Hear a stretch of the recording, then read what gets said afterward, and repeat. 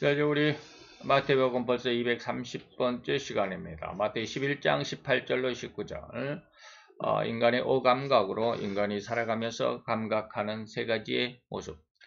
무감각이다, 착각이다, 정각이다 라고 하는 것 중에 두 번째 착각 속에서 착각을 다섯 가지 분야, 다섯 가지 측면을 바라보는 마지막 과학적인 착각이다 라고 하는 부분으로 한번 이 시간을 살펴보도록 하겠습니다. 오늘 본문 마태 11장 11절로 19절, 여기가 잘못 써졌네요.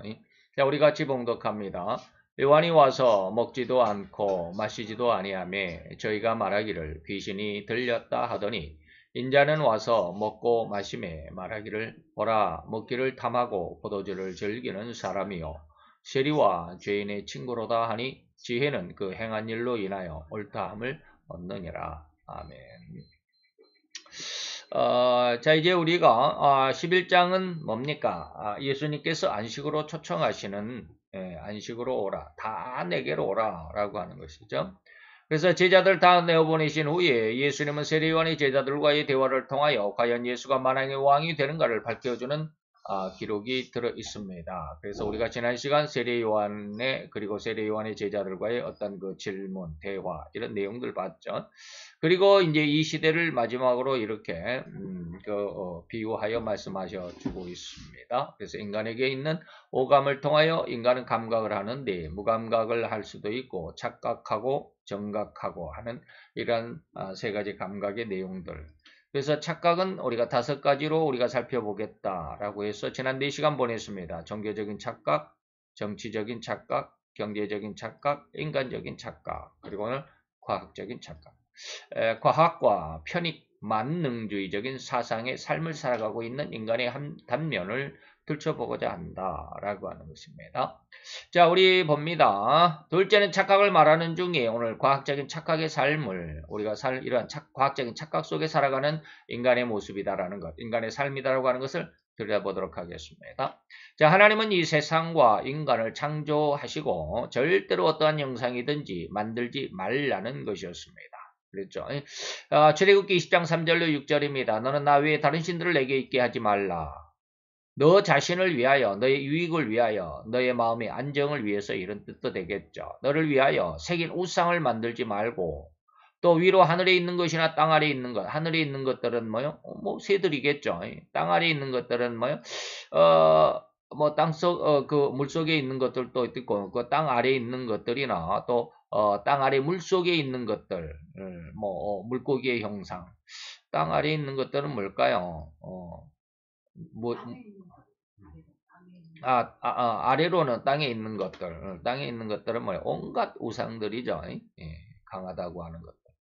그리고 이러한 아무 형상이든지 만들지 말고 그것들에게 뭐하지 말라? 절하지 말라. 또한 섬기지 말라라고 하는 것이죠. 이렇게 말씀하신 하나님의 의도, 그 이유는 뭘까요? 이런 세상의 형상으로 말미암아 하나님께 가장 극악한 죄를 범하게 되기 때문입니다. 곧 그렇게 형상을 만들어 놓고는 거기에 절하기도 하고 또 믿음의 대상으로 섬기는, 다시 말하면 우상을 만들어 섬기는 최악의 죄로 물들을 뿐이기 때문이다 라고 하는 것입니다. 그래서 결코 형상을 만들지 말라라고 하신 것이죠. 형상만 없으면 마음속으로 우상을 섬겨도 됐느냐, 그런 뜻은 아닙니다. 예전에는 눈에 보이는 것들이 우선이었기 때문에 그런 말씀하셨고, 신약으로 와서는 다시 말하면 예수님의 십자가 사건 이후에는 마음속에 있는 것도 죄다라고 하는 것 분명히 지난 시간에도 계속해서 또 말씀드렸던 부분입니다. 자, 이렇듯 하나님은 절대로 하나님의 형상으로 만든 인간이 정작 창조주이신 하나님을 떠나 세상적인 것들을 믿는, 다시 말하면 우상에 빠져들어가는 것을 가장 싫어하셨습니다. 그죠? 내 아내가, 내 남편이 다른 여자나 다른 남자에게 가는 것을 좋아할 사람이 아무도 없죠. 결코 그럴 수 없습니다. 어제 제가 이제 근무를 하면서 동영상을 보는데 의사인 목사님이 한 분 계셔요. 의사인 목사님이 있어요. 의사인데 목사님이셔요. 그래서 처음에 저는 그분이 목사님인 줄 몰랐어요. 그래서 야, 의사가 참 반기독교적인, 다시 말하면 동성애를 굉장히 지목하고 반대하는 그런 목사님이시거든요. 그래서 이 목사님이 아니죠. 의사가 대단한 일을 한다라고 그렇게 생각을 했는데 어제 이제 그런 말씀하신 나도 의사다, 아니 나도 목사다라고 이렇게 말씀하시는 그런 동영상을 봤어요. 그 중에 뭐가 있느냐면 우리나라 연예인 중에 그 빡빡머리 있죠, 홍땡천이라고 하는 사람, 자기는 그 동성애자다라고 스스로 밝혔던 이런 사람이 있습니다. 그 사람이 지은 책이 있어요. 그 사람이 쓴 책이 있는데 그 자식이 자신의 과거에 대해서 한 가지를 기술을 했어요. 어느 네덜란드 부부가 우리나라에 왔습니다. 네덜란드에 사는 네덜란드인 부부가 우리나라에 왔습니다. 자기 나라에서 쫄딱 사업이 망하고 어떻게 먹고 살 수가 없으니까 우리나라에 오면은 좀 괜찮을까 하고 와서 살게 됐는데 뭐 어떻게 뭐 할 수 있는 것도 없고 말도 안 통하고 그랬겠죠. 그래서 부인이 밤업소, 야간업소에 가서 춤을 추는 일을 하면서 벌어먹고 살았던 그런 상황이었어요. 근데 어떻게 하다가 그 옹땡천 씨를 만났던 모양이 남자가 그 남편이 그렇게 만났는데 둘이 어떻게 하다 보니까 동성애가 시작이 됐어요. 그래서 홍땡천 씨가 자기 자서전에 쓴 책에는 뭐라고 그랬느냐면 그 아내가 자기 남편이 새로운 사랑을 얻게 되어서 내가 그 남편의 그 행복을 위해서 내가 물러나겠다라고 해서 그렇게 아주 미화시켜서 저기에서 텔레비에 나와서 그런 이야기를 했대요. 뭐 무슨 텔레비 그 프로그램이 있어요. 어떤 사람들이 쩐 프로인가, 찐 프로인가, 뭐가 있다고 그래요. 그래 거기 나와가지고 그 사람의 어떤 고충들을 상담해주고 옛날에 그 뭡니까 기성용이하고 한희진 씨가 만났던 그런 이경규 씨가 MC하고 한희진 씨하고 또 우리 MC했던 그거 있잖아요. 자기의 어떤 힘든 과거를 이야기를 하면서 마음을 풀어주고 해준 그런 거 있었어요. 그런 프로. 그런 거 비슷한 그런 프로가 지금 있다고 그래요. 요즘에 그 동영상이 인터넷이 너무 그리고 또 개인 방송이 너무 활발하다 보니까 그런 게 있어요. 거기에 나와가지고 그런 이야기를 했대요. 네덜란드 부인이 우리의 사랑을 자기 남편이 새로운 사랑을 찾았기 때문에 나는 그냥 남편의 행복을 빌어주면서 떠났다라고 아주 미화시켜서 그렇게 이야기를 했답니다. 근데 그 책에는 어떻게 됐느냐면 어마어마하게 그 여자가 힘들어했던 그런 이야기들을 쭉 썼어요. 근데 그 책이 지금 절판이 돼서 우리나라에서는 구할 수가 없답니다. 그런데 그 의사인 목사님은 어떻게 해서 그냥 뭐 아주 정신없이 전국을 돌아다니면서 그 중고 책방들을 찾아다니면서 겨우 하나 얻어가지고 절대로 나는 이 책은 죽을 때까지 안 내버린다. 너의 자서전이니까 라고 이렇게 하는데 그 상황 속에서 인간들의 모습을 이렇게 그 홍땡청 씨는 자기 자신을 이렇게 보여주는 거죠. 자기는 그렇게 사람들 앞에 보여지는 프로그램 그 텔레비 카메라 앞에서는 정말로 자기는 아주 사랑을 찾은 진짜 사랑을 찾은 그런 모습으로 미화시켜서 보이지만 자기가 지은 자기의 자서전 속에서는 그 여자의 엄청난 뭐랄까 심각한 고민 그리고 폭발되는 그런 어떤 분노 그런 감정 그렇겠죠. 아내로 자기 믿었던 남편이 이국에까지 와가지고 자기가 그렇게 힘들게 벌어먹였던 남편이 그것도 동성애에 빠져가지고 이렇게 한다라는 게 얼마나 충격이었겠습니까? 바로 이러한 내용들 모습에서 보면 우리 인간들의 모습이 우상에 빠져 들어가는 것, 다시 말하면 그 중에서도 동성애에 빠져 들어가는 것, 하나님께서 가장 극악하게 싫어하십니다. 그런데 인간은 그걸 더 우상화 시킵니다. 가장 미화시킵니다. 그것이 그들의 사랑의 모습이다고. 그래서 지난 시간에도 한번 말씀드렸지만 우리나라의 어느 그 아이돌 그룹 남자 6명의 그룹 이름도 아주 길어가지고 뭐 희한해가지고 제가 기억도 못하는데 동성애 다시 말하면 내가 동성애자로 하나님은 나를 그렇게 창조하셨다. 뭐 이러한 가사, 이러한 내용들로 노래를 만들었다. 그래서 MBC에서는 그룹을 출연시키겠다라고 해가지고 6월 3일 날, 지난 2월 3일 날 MBC 앞에서 뭐 농성한다. 뭐 이런 이야기를 지난번에 한번 말씀드렸죠. 바로 이런 겁니다. 인간은 거기에 빠져들어가는 것입니다. 그런데 하나님은 그걸 가장 싫어하신다는 걸 몰라요. 모르는 것이 아니라 아예 알려고를 하지 않아요. 그러면서 거기에 그냥 막 악플을 달고 그 이제 반대적인 어떤 사상, 반대적인 신앙을 가진 사람들이 의사 목사님의 그 프로에 와서 그리고 그 동영상에 악플을 달고 막 그렇게 하는 거죠. 그분이 참 대단하기도 하신 것 같아요. 혼자서 그렇게 하는데 요즘에 이제 스텝이 옆에서 몇 명 생겼는지는 모르지만 처음에 혼자 그렇게 막 하셨어요. 굉장히 힘들게 하셨어요. 저도 여유가 있으면 같이 조금 저는 이제 그런 직접적인 것 말고 그 주변에 있는 것들을 이렇게 많이 좀 같이 협업을 하고도 싶은데 아직 제가 뭐 이렇게 좌우지간 그렇습니다. 넘어가겠습니다. 어쨌든지 하나님은 우상에 빠져들어가는 걸 가장 싫어하셨습니다. 그런데 인간은 그러한 하나님이 가장 싫어하시는 일, 곧 죄에 빠져들어가고 말았을 뿐인 인생들이었습니다. 다시 말하면 우상을 섬기며 더욱 그런 우상 앞에 그리고 그 눈에 보이는 무엇인가를 우상을 만들었다 이 말입니다. 우상을 눈에 보이는 무엇인가로 만들고 그것을 믿는 그 우상을 믿음의 어떤 중심으로 삼는 우상의 신앙으로 타락해버린 것이 바로 인간의 모습이었습니다. 이러한 우상화의 삶이 가장 최극단을 점유하고 있다고 해도 과언이 아닐 것이 바로 뭡니까? 과학이다. 제가 종교적인 어떤 모습 안에서 과학에 대한 측면을 말씀드렸습니다. 과학이 절대로 우상이다라고 말하는 것이 아닙니다. 우상적인 측면이 무지 많다라는 것입니다. 그래서 오늘 과학이 잘못된 하나님을 거역하고 반대하는 그런 측면을 여러분들에게 공개해 드립니다. 이건 아주 일부입니다. 제가 두 가지를 여기서 말씀드리는데 13분의 2입니다. 13분의 2니까 뭐 한 6분의 1 정도 되겠죠. 다시 말하면 창조과학계 김명현 박사님의 그 13개의 창조과학 강의 중에 이제 두 가지를 아주 짧게 이제 그 예화만으로 여러분들에게 제시를 할 겁니다. 그러니까 13개 중에 두 가지 이렇게 한 6분의 1이 조금 넘겠죠. 그런 것 됩니다. 자, 인간의 많은 부류가 이 과학이 인간을 구할 것이라고 믿고 살아간다고 해도 절대 틀리지 않을 것이란 말입니다.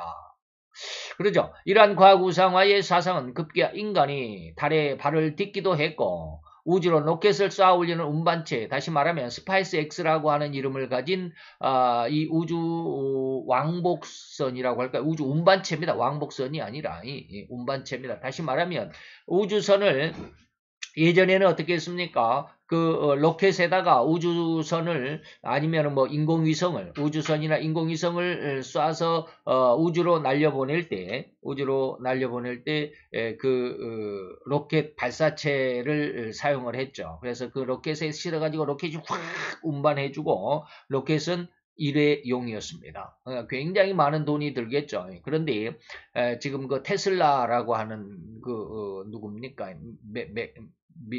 뭐라고 그러는데 이름도 잘 모르겠습니다.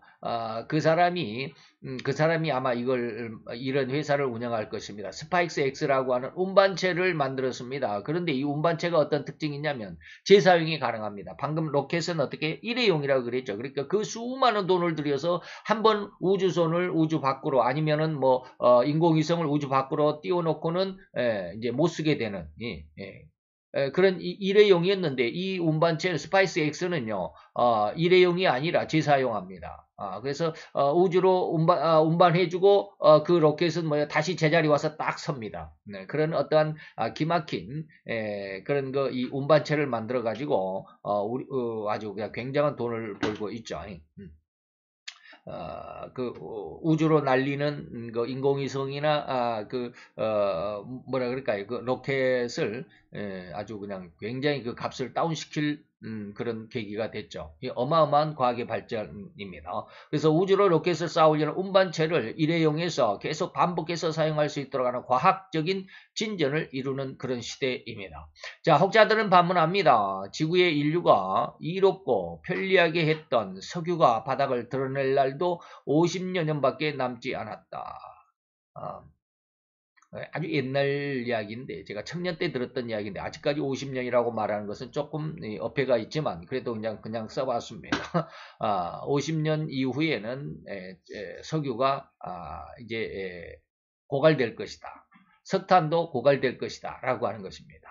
그러면 그 이후에는 어떻게 할 것인가? 라고 이제 인류가 반문을 합니다. 그러면 과학이 해결해 줄 것이다. 라고 이렇게 그렇게 대답을 하는 사람이 거의 태반입니다. 다시 말하면 방금 말씀드렸던 우주 로켓을 우주로 쏘아보낼 때 일회용에서 이제는 다회용으로 재활용이 가능한 이런 과학의 발전을 이루는 시대가 됐기 때문이죠. 그래서 그런 과학으로 인해서 인간이 이 시대 속에서 뭐라 그럴까요? 열을 얻지 못하고 불을 얻지 못하는 그런 시대가 됐을 때, 다시 말하면 석유가 바닥을 드러내고 또 석탄이 고갈됐을 때 어떻게 우리 인간이 이 추운 겨울을 지낼 수 있을 것인가라고 하는 것이죠. 그러면 뭐요? 과학이 해결해 줄 것이라고 믿고 있다라고 이렇게 대답하는 사람이 부지기수다 이 말입니다. 과학이 태양열을 이용해서 태양과 같이 거의 무한대로 사용할 연료를 발명하고 인류가 영원히 멸망치 않게 해줄 것이라고 이렇게 믿고 있는 이런 시대다 이 말입니다. 바로 이런 사상이 과학적인 착각, 너희들이 잘 살 거라고 생각하지. 근데 그게 착각이야. 라고 이렇게 저는 말씀드리고 싶다. 이 말입니다. 이 과학적인 착각의 선봉이 바로 뭡니까? 진화론입니다. 과학의 최고의 발전, 진화론이라고 해도 결코 과언은 아닙니다. 인간을 하나님으로부터 떼어내는 가장 큰 계략이 바로 이 진화론이며 또한 유물론이다. 유실론 지난 시간에도 그리고 계속해서 말씀드립니다. 세상은 물질로 이루어졌다. 물질로 되어진 세상이다 해서 유물론이라고 할 수 있습니다. 그 유물론의 최고봉이 어디다? 진화론이다 라고 하는 것입니다. 세상은 하나님이 없는 텅 빈 상황에서 이 세상을 만들었다는 창조론은 너무도 허무맹랑한 옛날 고시대적인 우스갯소리라고 일축하면서 무엇이 과학이 말입니다. 과학이 하나님의 창조를 하나님은 이 텅 빈 세상에서 이 텅 빈 아무것도 없는 우주 공간에 이 우주를 만들어냈다라고 하는 것을 이 유물론에서는 또는 진화론에서는 그거 무슨 황당무계한 우스갯소리야. 미친 개소리야 뭐 이렇게 말하는 것이죠. 이렇게 일축하면서 결국은 인간에게서 하나님을 떼어내리는 계략의 일환으로 그러는 계속 이 세상을 그리고 인간을 이끌어갑니다. 그러면서 결국 온 세상의 인간들에게서 창조론을 떼어내고 진화론을 가르치게 되는 계기를 만들고야 말았던 것입니다. 자, 이것은 이제 제가 인터넷에서 한번 따와 봤습니다. 여기에서 따왔습니다. 1960년 9월, 1960년 제가 태어난 시대입니다. 제가 1월달에 태어났으니까 제가 태어나서 8개월 되던 때 가톨릭 신자인 케네디는 민주당 대선 후보 연설에서 나는 정치와 종교가 분리가 된 분명한 미국을 믿는다. 정치와 종교는 완전히 분리해야 된다. 이런 뜻입니다. 어떤 가톨릭 성직자도 대통령에게 무엇을 하라고 명령할 수가 없고 또 어떤 기독교 목사도 교회 성도들에게 누구에게 투표하라고 말하지 않는 그런 미국을 믿고 있다라고 하는 정교, 저는 이제 정종 그랬는데 여기는 교자를 썼습니다. 종교에서 종자를 썼는데 여기는 교자를 썼네요. 정교 분리. 저는 정종 분리라고 이렇게 말을 했는데 정치와 종교는 분리다. 정종 그랬는데 여기는 정교라고 그랬습니다. 정교 분리가 분명한 미국을 만들겠다라고 선언한 그 사람이 미국의 존 F 케네디입니다. 그는 대통령이 된 후에 정교 분리 원칙을 확립하는 차원에서 공립학교에서 기도하는 것을 금지했습니다. 이게 정치적인 것일까? 교육적인 건데 말이죠. 이건 출처는 미국의 반기독교 문화와 정책 투라는 곳에서 일부 발췌를 했습니다. 이로 인해 온 세상 사람은 어렸을 때부터 학교 교육을 통해서 진화론을 공부해왔고 절대로 창조론을 가르치는 곳이 없습니다. 일부 이제 사립학교에서는 기독교적인 사립학교에서는 창조론을 가르치고는 있죠. 그러나 공교육에서는 다시 말하면 정부에서 세운 이런 학교는 절대로 진화론을 빼놓지 않습니다. 그리고 창조론은 절대로 제외시킵니다. 또한 이 진화론의 근간인 약육강식이라고 하는 의식에서 고취되는 편향적인 사고방식으로 굳어져 우리 인간들은 살아왔다. 이걸 부인할 수가 없죠. 과학 만능주의적인 사고방식, 과학을 숭배하는 사상과 그런 삶이라고 해도 교훈은 결코 과언은 아닐 것이다 라고 하는 것입니다. 그래서 계시록 18장 10절로 14절을 제가 한번 제시했습니다. 마지막 시대에 7가지 화가 있을 텐데 4가지는 지나갔고 앞으로 3개가 남아있다라고 하는 것입니다. 화있도다 화있도다 큰 성 견고한 성 바벨론이요. 바벨론이 뭐예요? 혼잡했다라는 뜻입니다. 섞여 있다. 깨끗하지 않다라는 거예요. 바벨론이요. 한 시간에 내 심판이 이르렀다. 물론 이것은 계시록 18장은 무슨 장이요? 음녀가 심판을 받는 장입니다. 음녀는 뭐예요? 잘못된 기독교. 다시 말하면 혼잡되어버린 신앙. 혼잡되어버린 신앙. 이것을 하나님께서 심판하시겠다라고 비유한 것이 바로 뭐예요? 혼잡된 기독교를 바벨론으로 비유한 것입니다. 바벨론은 너는 뭐예요? 한 시간에 너에게 심판이 이르게 될 거야. 지금 세계 정세를 우리가 여러분들 세계 정세에 대해서 관심 있는지 모르겠지만 지금은 미국 우세 시대죠. 미국 독주 시대라고 해도 과언은 아닙니다. 제가 늘 이야기하지만 미국이 주도하면 지금 러시아가 우크라이나를 침공을 해가지고 전쟁을 일으켰는데 서방세계, 미국을 주도한 서방세계가 우크라이나를 도와주지 않았으면 우크라이나 이미 망했습니다. 나라가 없어졌습니다. 이미 망했어요. 그런데 왜 지금까지 이렇게 큰 소리 치고 있습니까? 미국이 주도한 서방 세력들이 우크라이나를 어마어마하게 도와주죠. 어마어마하게 도와줍니다. 이제는 러시아는 이 전쟁에서 패했다라고 미국의 고위 관계자가 그렇게 선언할 정도로 러시아는 지금 세계적으로 가장 많은 탱크가 있었는데 그 탱크가 지금 거의 절반 이상이 이번에 파괴됐습니다. 1년 동안에 이 우크라이나 전쟁으로 인해서. 그러면 어떻게 되겠습니까? 이거 전쟁 끝나고 한번 보세요. 러시아는 국력이 거의 절반 이하로 국력이 떨어지게 될 겁니다. 이렇게 엄청난 피해를 감수하고 있는데 왜 그런지 모르겠어요. 예전에 러시아가 가짜 목사들, 가짜 성경학자들을 데려다가 성경을 연구한답시고 성경을 많이 연구를 했답니다. 세계를 장악하려면 성경을 알아야 돼. 성경이 뭐라고 예언했는지 그것을 알아야 돼 라고 했다는데 요즘에는 그런 것 같지 않죠. 그래서 그런 세계의 세계사에서 독주를 하고 있는 뭐가요? 미국이 뭐요? 한 시간에 너에게 심판이 이르게 될 거야 라고 하는 것입니다. 그래서 제가 그런 이야기를 했습니다. 지난 시간에도 말씀을 드렸습니다. 기독교는 없어질 거야. 다시 말하면 이 바벨론이 뭐예요? 기독교입니다. 근데 이후에 이 기독교가 짐승에게 엄청나게 두들겨 맞고는 어떻게 돼요? 그 모습을 뭐라고 표현했다? 연자맷돌을 깊은 바다에 던지는 것과 같다. 그러면 그 연자맷돌은 어떻게 되겠느냐? 다시는 물 위로 떠오르지 않는다. 기독교는 없어진다 이 말이에요. 망한다라는 말도 맞기는 하겠지만 저는 없어진다라고 봅니다. 그리고 다시는 기독교는 세상에 그 존재 가치를 드러내지 못합니다. 그러면 이후에 예수님이 재림하고 나서는 어떤 세상이요? 그것은 예수님의 나라지 기독교가 아닙니다.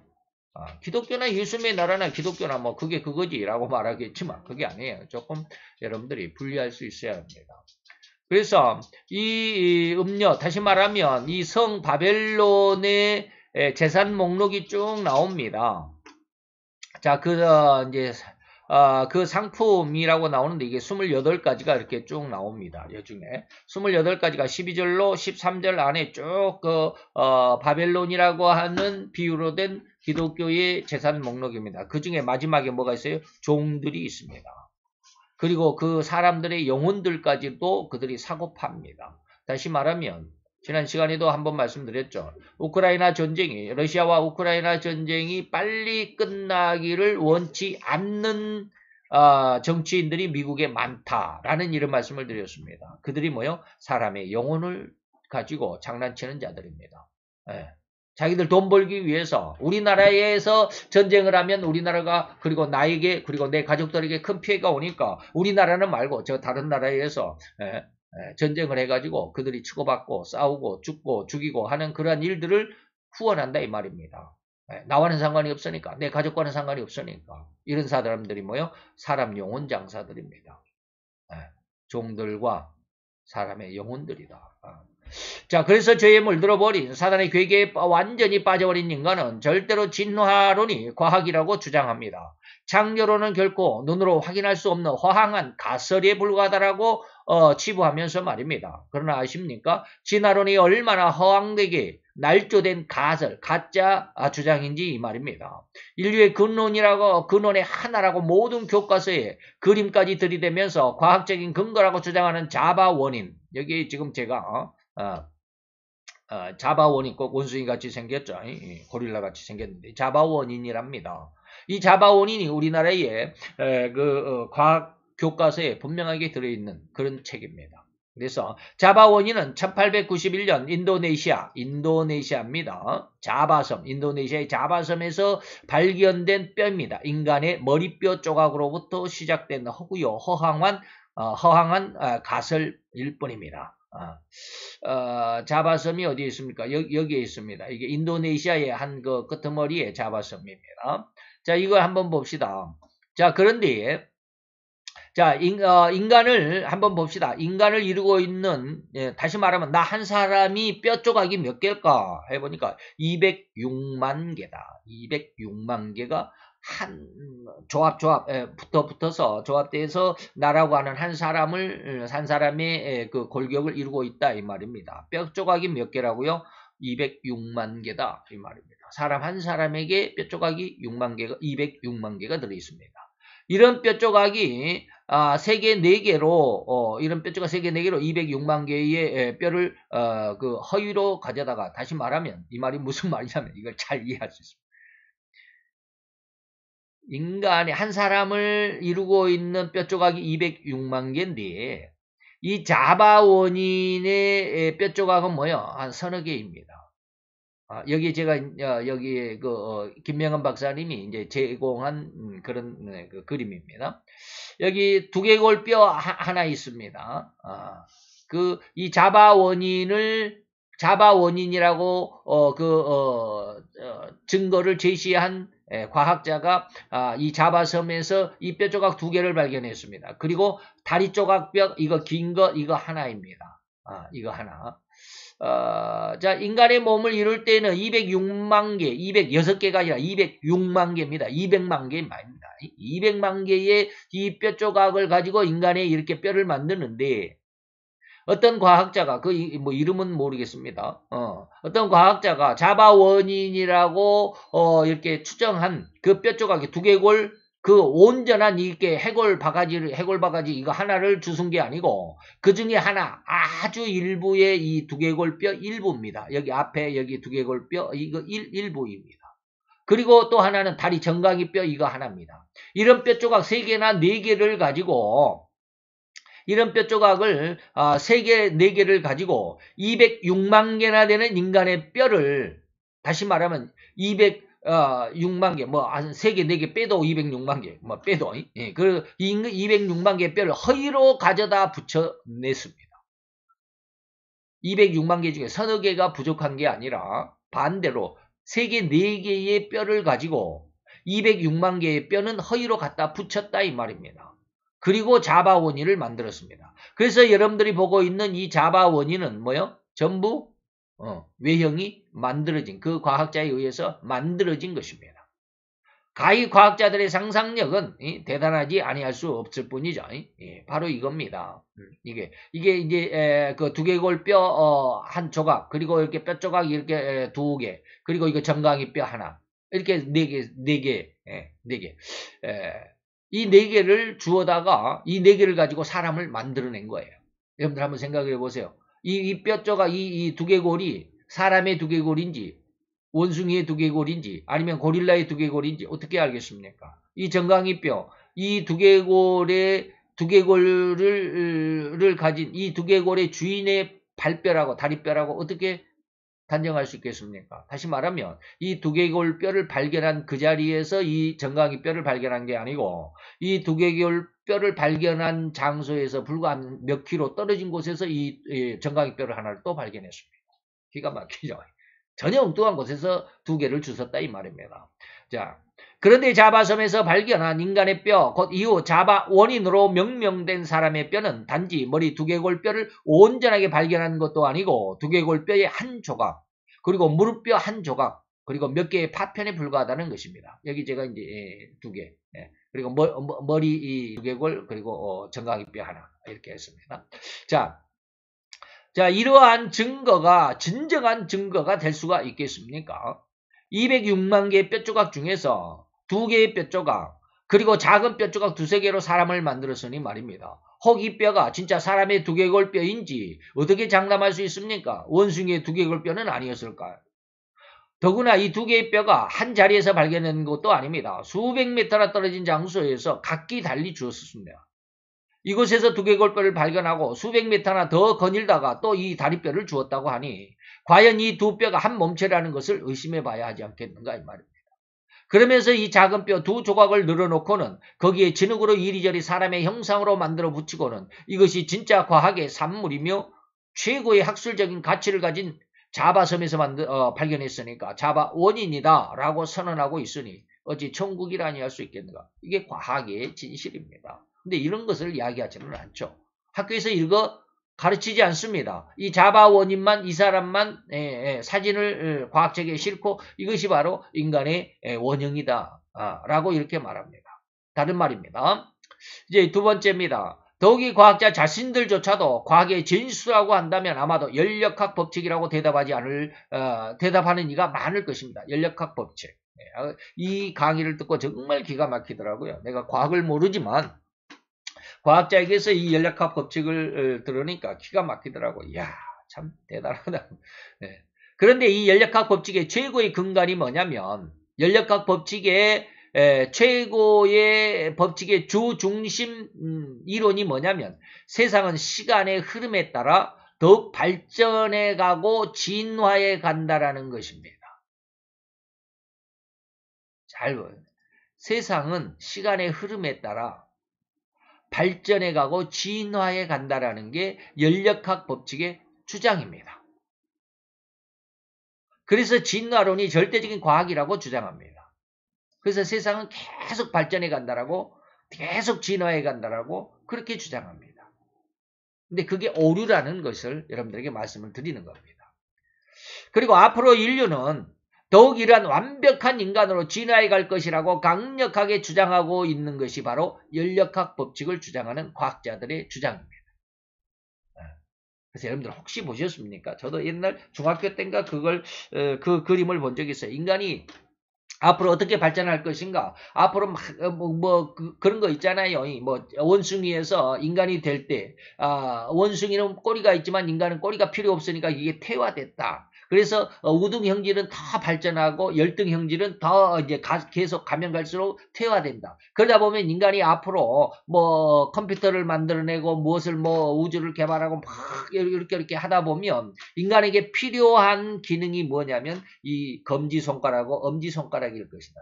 그러니까 손가락 5개가 다 온전하게 미래의 인간은 온전한 인간이 아니라 이 엄지와 검지만 아주 그냥 크게 발전해 있고 나머지 3개 손가락은 아주 이제 퇴화된 이게 2개의 손가락 아니면 이 3개 나머지 3개는 퇴화된 이러한 존재가 될 거다. 왜 하도 핸드폰을 만져도 이 엄지와 검지로만 따닥거리고 이렇게 하잖아요. 컴퓨터는 10개의 손가락으로 자판을 치지만 이 핸드폰은 뭡니까? 이게 손가락 검지로 이렇게 딱 손가락을 2개를 잡고 그러죠. 이 2개를 이렇게 딱 잡고는 엄지로만 이렇게 따다다다다 이렇게 막 치잖아요. 그러다 보니까 앞으로 미래의 인간은 이 검지와 엄지만 발전하고 나머지 3개는 그냥 보조 역할을 하는 퇴화되는 그런 손가락이 될 것이다. 이런 걸 제가 중학교 때인가 그 그림을 본 적이 있거든요. 이게 바로 뭡니까? 진화입니다. 완벽한 인간으로 진화해 갈 것인데 그 완벽한 인간이라는 게 5개의 손가락이 온전한 게 아니고 사용하는 것만 다 우등형질인 엄지와 검지만 더 커지고 나머지 새끼손가락은 열등하니까 좀 퇴화되고 뭐 이런 것. 이게 바로 인간의 그 생각입니다. 그런데 아십니까? 실제로 모든 만물은 시간이 가면 갈수록 발전이 아니라 더욱 퇴보해 간다는 사실을 말입니다. 여러분 어떻습니까? 세상이 발전입니까? 퇴보입니까? 퇴보입니다. 저도 이제 이 핸드폰을 이렇게 케이스에다 딱 넣었지만, 이 케이스가 지금 이렇게, 끄트머리가 다 헤어져 가지고, 이제 껍데기가, 떨어져 나가고, 허옇게 이제 껍데기가 없어지고, 이제 이렇게 너덜너덜해지는데, 제가 이 케이스를 처음에 새 것을 샀을 때, 이렇게 생겼을까요? 아니죠. 이렇게 생겼다면 아마 새 것이라고 사진 않았을 것입니다. 근데 이제, 한 2년 쓰다 보니까, 이게 지금 이렇게 다 달아가지고 이렇게 했는데, 집도 역시 마찬가지죠. 아주 좋은 집을 지어놨는데 가면 갈수록 그 집이 더 커지고 더 좋아지고 아주 그냥 궁궐처럼 더 막 그렇게 더 발전해 갑니까? 안 그렇습니다. 아무리 좋은 집이라도 시간이 가면 허물어지고 더 퇴보해지고 퇴색해지고 그러잖아요. 예? 예. 곧 우리가 가장 웅장하고 아름답고 휘황찬란하게 지은 궁궐일지라도 시간이 지나면 이 아름다움이나 휘황찬란함이나 웅장함은 점차 무너지고 허물어지는 것이 허물어지지 않겠나 이 말입니다. 아마 가장 허술한 초가집을 지었는데 아주 다 쓰러져가는 허술한 초가집을 지었는데 100년이 지나고 나니까 대궐 같은 집으로 진화했다라는 이러한 말은 결코 누구도 믿어주지 않을 것이 아니겠습니까? 그죠? 발전하는 게 아니에요. 세상의 물질은 발전하는 게 아니라 퇴보해 간다 이 말입니다. 바로 이러한 상황이 연력학 법칙을 주장하는 과학자들조차도 머리를 극적이지 않을 수 없는 이런 황당한 곧 진화론이 역행한다는 것을 부인하지는 못한다는 말입니다. 연력학 법칙을 주장하는 학자들, 그런 과학자들도 이걸 이해를 못한대요. 연력학 법칙의 주장은 뭐예요? 세상은 시간이 흐르면 흐를수록 더 발전해 가고 더 진화해 간다라는 것인데 세상의 물질을 보니까 안 그러더라 이 말이야. 그러니까 연력학 법칙이 과학이라고 주장하면서 과학자들 자신조차도 이것을 답을 내지를 못해요. 그러니까 머리를 극적이지 않을 수 없다. 수많은 진화론이 과학이고 세 가지를 제가 말씀드리네요. 수많은 진화론이 과학이고 과학적인 증거를 가지고 있다고 주장하는 측면이 많지만 한 가지만 더 말씀드리겠습니다. 바로 화석의 증거입니다. 화석의 증거 중에서도 결코 과학으로도 해결하지 못하는 한 가지를 언급하고자 합니다. 수많은 화석의 증거들을 가지고 진화론을 반박할 수 있고 창조임을 강조할 수는 있지만 그 많은 증거 중에서 딱 한 가지 잠자리 화석만을 말씀드릴까 합니다. 저도 여기가 수원이잖아요. 우리가 수원에 살고 있는데 수원 옆에 오산이라고 하는 곳에 있습니다. 오산에 가보면 오산대역이 있습니다. 전철역. 오산대역 앞에 가보면 물향기 수목원이라고 하는 곳이 있습니다. 저도 거기 한 2차례 가봤는데 물향기 수목원에 가보면 그 입구에서 얼마 되지 않고 들어가서 조금 들어가면 큰 고목들이 있어요. 이게 화석입니다. 나무 화석이에요. 돌 화석이, 나무가 돌이 돼버렸죠. 그 돌 화석들이, 아람들이 된 것들을, 거기 한 7, 8점을 갖다 놨습니다. 저도 이제 그걸 보는데, 그런 것이 뭐예요? 화석입니다. 그 중에서 이제 저는 이제 나무 화석이 아니라 여기서는 잠자리 화석 한 가지만 말씀을 드립니다. 자, 잠자리 화석입니다. 여러분들 보고 계시는 이것이 바로 잠자리 화석이죠. 여러분은 잠자리가 화석이 될 수 있다고 생각하십니까? 잠자리가 화석이 될 가능성이 있을까요? 화석을 주장하는 과학적인 사고방식으로는 절대로 잠자리는 화석이 될 수가 없습니다. 왜요? 화석이 되는 과정이 뭘까요? 말이에요. 자, 생각을 잘 해봅시다. 아마 잠자리가 죽어 땅에 떨어지면 그 순간, 어느 순간 개미들이 득달같이 달려들어서 순식간에 그 잠자리의 사체는 없어지고 말 것이 아니겠습니까? 그겠죠. 잠자리 한 마리가 땅에 떨어졌다. 죽었다. 그러면 뭐예요? 어디서 왔는지 모르지만 한 10분 있으면 개미떼같이 개미가 몰려오죠. 개미가 개미떼같이 몰려. 기가 막히죠. 그래서 잠자리가 화석이 될 수 있는 흙에 묻힐 시간적인 여유가 없어요. 여러분은 과연 학교 과학 시간에 화석이 어떻게 만들어진다라고 배우셨습니까? 아마도 흙이 수천 년, 다시 말하면 1m가 쌓이는데 5,000년이 걸린답니다. 1m가 쌓이는데 5,000년이 걸려요. 1m인가요? 100cm인가? 뭐 100cm가 1m지 뭐. 제가 또 오래돼가지고 그것도 잊어버렸네. 1cm인지 5cm인지 모르겠네. 자, 넘어갑시다. 아마도 흙이 수천 년 쌓여서 그 안에서 비로소 화석이 되었다고 배우셨을 것입니다. 그렇다면 과연 잠자리가 화석이 될 가능성은 얼마나 될까요? 거의 0%입니다. 네? 방금 말씀드린 거예요. 잠자리가 죽어서 땅에 떨어지면 어느 순간에 10분 정도 되면 아마 개미들이 개미떼같이 달려들어서 순식간에 개미는 없어져 버리고 맙니다. 왜냐하면 잠자리가 죽어 땅에 떨어지는 순간 개미들이 득달같이 공격에 의하여 하루도 걸리지 않아서 그 시체는 분해될 것이기 때문입니다. 그런데 그 잠자리 사체가 땅에 떨어지고 그 몸이 완전히 흙에 덮여 쌓이기 위해서는 적어도 수천 년이 걸리지 않겠는가 이 말입니다. 흙이 바람에 불려 잠자리의 사체를 덮을지라도 또 바람이 불려 나가는 반복의 과정이 있기 때문에 그렇습니다. 무슨 말인지 이해가 되죠? 잠자리 한 마리가 죽었어요. 근데 그 위에 흙이 바람에 의해서 흙이 날아와서 바람이 불어서 흙에 날아와서 잠자리 사체를 덮었는데 또 바람이 부니까 그 덮였던 흙이 또 그냥 날아가 버리는 거예요. 그게 사체가 또 밖으로 드러나죠. 그러면 또 흙이 와서 바람에 날려서 또 덮고 또 날려가고 또 덮고 또 날려. 그러기를 얼마나 수천 년이 걸려야 그 사체는 아주 땅속 깊이 묻힐 거다 이 말입니다. 땅속 깊이 묻혀야 화석이 됩니다. 한 10cm 1m 정도 파놓으면 화석이 될까요? 안 됩니다. 그 정도 갖고는 안 돼요. 그래서 진화론의 이러한 화석이 과학이고 화석이 진화론의 증거라고 말하는 주장은 절대로 총극입니다. 어이없는 주장입니다. 망상인 주장입니다. 이러한 것들이 바로 과학적인 착각이라고 말씀드릴 수 있습니다. 우리는 지금 과학적인 허구에 속고 살아가는 존재들입니다. 과학이라고 주장하는 것들이 유혹되지 않도록 특별한 사리와 분별이 있으시기를 간절히 축원해 드립니다. 제가 두 가지라고 그랬는데 세 가지였습니다. 화석. 나중에 여러분들이 김명현 여기 이분이 김명현 박사님인데 창조과학회 이 김명현 박사님의 세 가지 창조과학회 세 가지를 한번 거의 한 강의 거의 2시간짜리예요. 그러니까 13강의를 들으려면 아주 고생하면서도 그래도 한번 들어볼 만한 가치가 있는데 한번 들어보시려면 들어보세요. 그 다음에 이제 자바원이라는 뼈 조각에 대해서 그리고 한 가지는 뭡니까? 과학 만능지 연력합 법칙, 연력합 법칙이라고 하는 거. 연력합 법칙은 제가 사진을 제공하지는 않았습니다. 여러분들 잘 기억을 해보시고 오늘 제가 이제 아주 단편적으로 세 가지 측면 과학적인 허구다라고 하면서 인간의 원조상이다라고 했던 자바원인 크로마뇽인 이런 것들이 전부 다 뭐다 거짓말이다라고 하는 것. 그리고 연력합 법칙이 과학 중에서도 최고의 법칙입니다. 최고의 과학자들의 학문입니다. 과학 중에서도 여러 가지 과학이 있겠죠.